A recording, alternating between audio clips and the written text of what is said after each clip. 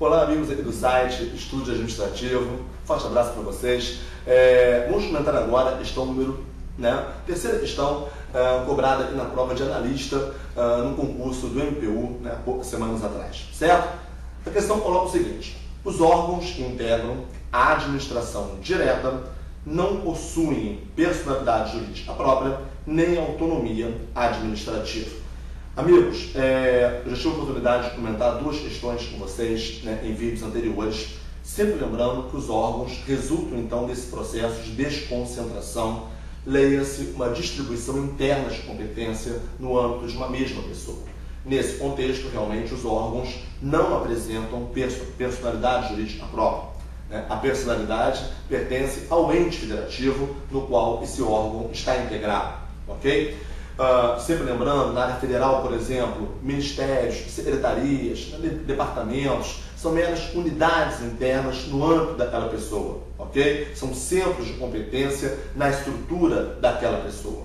No momento em que eu coloco que o órgão não apresenta personalidade jurídica própria, órgão não tem patrimônio próprio, o patrimônio é da pessoa, ok? No qual esse órgão está integrado. Em regra, o órgão não pode figurar como parte numa relação processual. Quem figura como parte é a pessoa. Até atuando na advocacia pública, eu reparo várias vezes esse equívoco. Tipo, fulano é servidor da União, lotado no Ministério da Saúde, ou lotado na Receita Federal.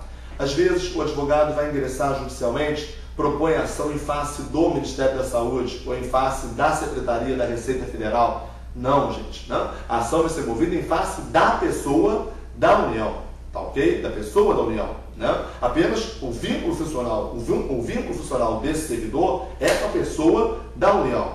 Apenas, esse servidor está lotado em um de seus órgãos internos, apenas isso. Tá legal? Mas o vínculo é com a pessoa da União.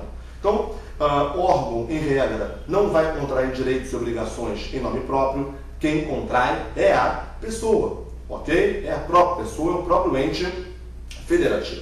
Tá legal? Então, pessoal, nesse contexto, você repara nessa terceira questão cobrada que os órgãos que integram a administração direta não possuem personalidade jurídica própria, perfeito, como já falamos tanto, é meramente unidade interna daquela pessoa, é fruto de um processo de desconcentração e nem autonomia administrativa. Na verdade, pessoal, quem apresenta autonomia é a pessoa, tá legal? É o ente personalizado.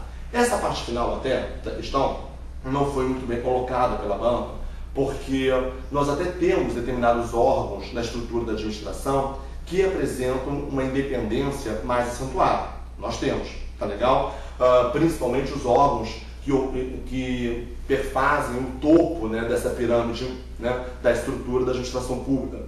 Aqueles órgãos que têm respaldos na própria Constituição Federal, uma presidência da República, certamente apresentam sim uma autonomia bastante acentuada, apesar de não terem personalidade jurídica.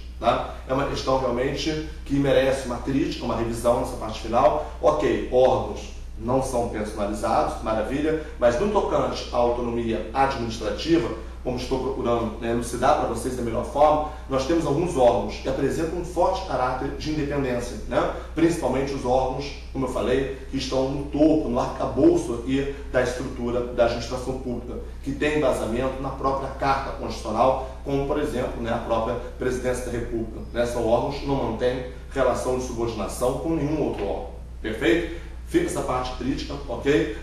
Poderia até mesmo levar aqui a uma revisão aqui do gabarito que foi efetuado inicialmente. A priori foi dado como correto, mas com esse senso crítico em relação à autonomia, no momento em que os órgãos, determinados órgãos, melhor dizendo, apresentam um grau de independência mais acentuado. Perfeito? Gente, um abraço a todos e até a próxima questão.